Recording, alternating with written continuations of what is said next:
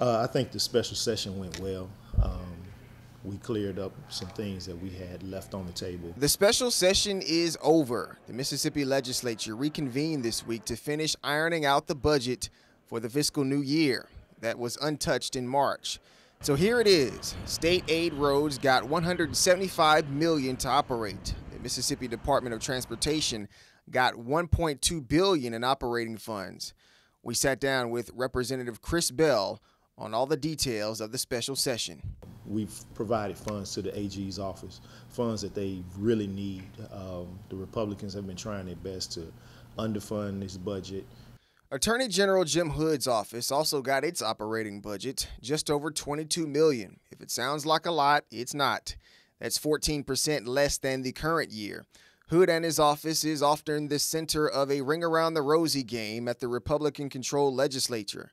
Lawmakers dropped the ball when plans to force the AG to surrender money from lawsuits quicker failed. Like you said, it was a Republican issue. Well, mainly one Republican, Mark Baker, who has a problem with the AG's office. And if you know anything about lawsuits, it takes time to get money, and they're on a schedule, so to speak.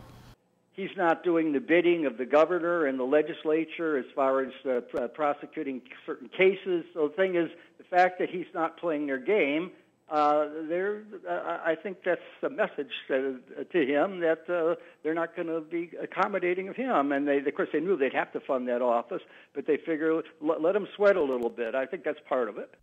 As for the state's rainy day fund, lawmakers increased the cap from 7.5 to 10%.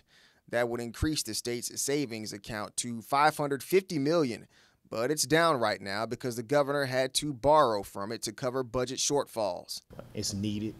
We have a dwindling population, dwindling workforce, so we have to have some buffers so we won't get in the red, so to speak. Yeah, it had to do that because their rating from Fitch's and Moody's, their rating has declined. You get into a negative rating as far as creditworthiness, and you have difficulty borrowing money, or you borrow at a higher level. Republican lawmakers we reached out to for comment on this story didn't immediately respond to our request.